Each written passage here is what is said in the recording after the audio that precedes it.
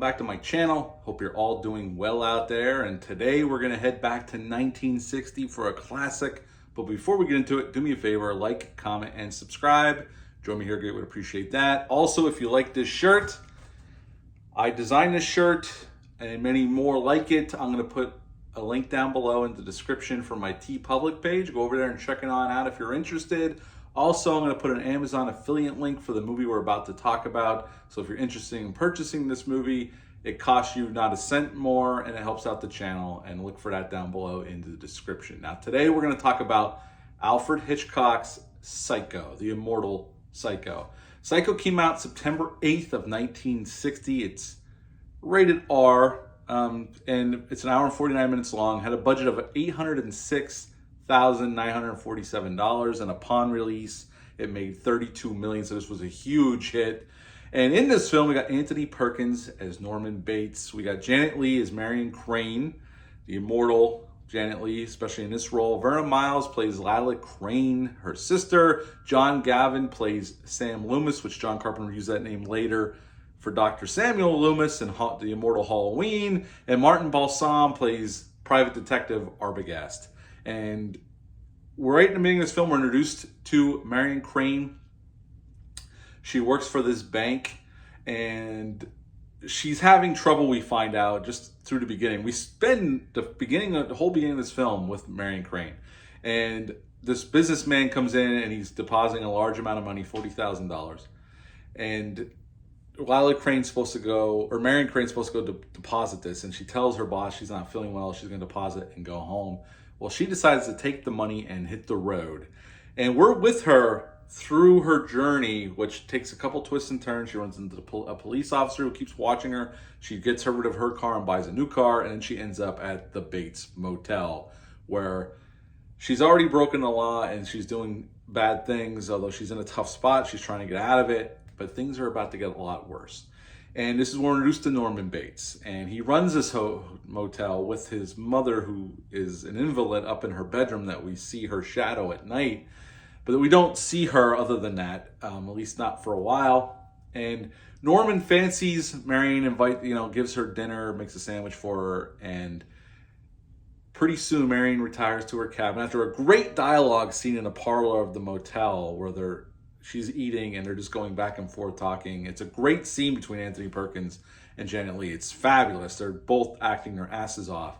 And Marion retreats to her room to take a shower. And that's when we see Norman's true colors. He dresses up like his mother, the famous shower scene, and stabs her to death.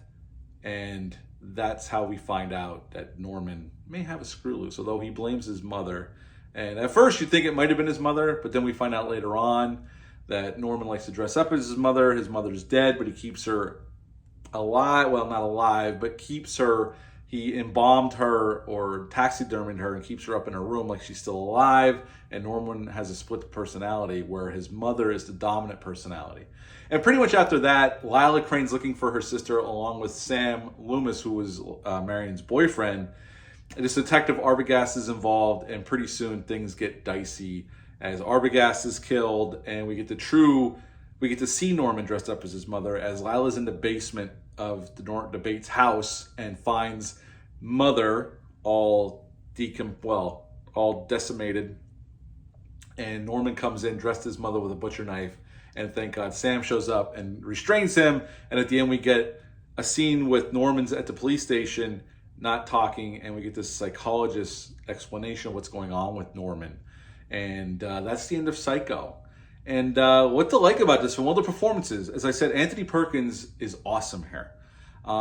Just fantastic performance by Anthony Perkins, as he would give through the whole franchise. As a matter of fact, we're going to go through Psycho 1, 2, 3, and 4. We're going to go through all of them right in a row, and then we'll rank him at the end. But yeah, Anthony Perkins is terrific through his whole franchise, but he's absolutely terrific here. Janet Leigh is great in her role, and we spend the first part of the movie with her. Scream pretty much kind of took this template for that movie where, Janet Leigh was a bigger star, but not a big star at the time. And you think she's one of the stars of the movie, and then she gets killed about 30 minutes into the movie, and then we're spending time with other characters, Norman and other characters, the rest of the film. And the shower scene is classic. It's an absolute masterpiece of filmmaking. Hitchcock really directed the shit out of it. It looks phenomenal even to this day. And that 4K, I know sometimes people will discount black and white in 4K. The 4K looks amazing. The clarity of the transfer is just great. I really enjoyed watching this in 4K. It looked great.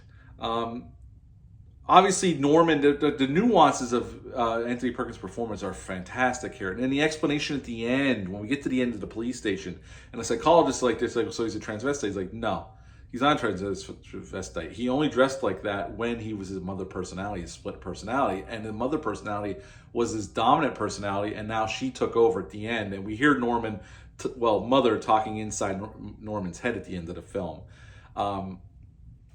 Just fantastic filmmaking by Hitchcock. More stripped down for Hitchcock. I mean, Hitchcock wanted to make a more lower budgeted film and a quicker production, basically using all sets and working on the backlot at Universal. Even though this film was actually financed by Paramount Pictures, though. This was a Paramount Pictures production, but Hitchcock took it to Universal after it came out and all that stuff because he got the rights for it. Hitchcock also worked, he didn't work with a traditional, when he was working on movies, he didn't work with a traditional movie crew. He actually worked with the same crew he would work with on Alfred Hitchcock Presents. He wanted to make more of a down and dirty film, more quicker film. So he really did do it, and he made it on a lower budget. Paramount actually did not have any faith in this film. They didn't, even with Hitchcock directing it, they didn't like the material. They didn't think it was going to be anything, and it ended up being a huge hit for them. This was based on a novel by Robert Bloch, and Alfred Hitchcock actually bought the rights for the novel for $9,000. And Paramount Pictures actually had so little faith in the film that they gave Hitchcock a big buy-in on the grosses. Hitchcock actually walked away with making $15 million back then off of the grosses of this film. That's how little faith they had in it. And now today it's considered one of the best horror films of all time and an absolute classic by a master filmmaker. The score by Bernard Herrmann is fantastic. Keeps you on the edge of your seat. Everybody knows that score. If you're a horror fan, you know that score. If you hear it played, it's Psycho theme. Just a great film, great filmmaking, great score, great acting. I absolutely love this film. I always have. They remade it. We're actually going to also. I'm actually also going to review the remake with Vince Vaughn and Anne Heche and so on and so forth. Once I get through Psycho 1 through 4, we're going to do the remake as well. I really like this film. I've always loved it since I was a kid. And at the end of the day, I would give Psycho a 10 out of 10. Yep, I'm giving it a 10 out of 10. And what are your thoughts on Psycho? Leave a comment down below. Let me know. Hit the thumbs up. Hit the subscribe button. Share this video. I would appreciate that. I'll be back soon with the review for Psycho 2. But until then, bye.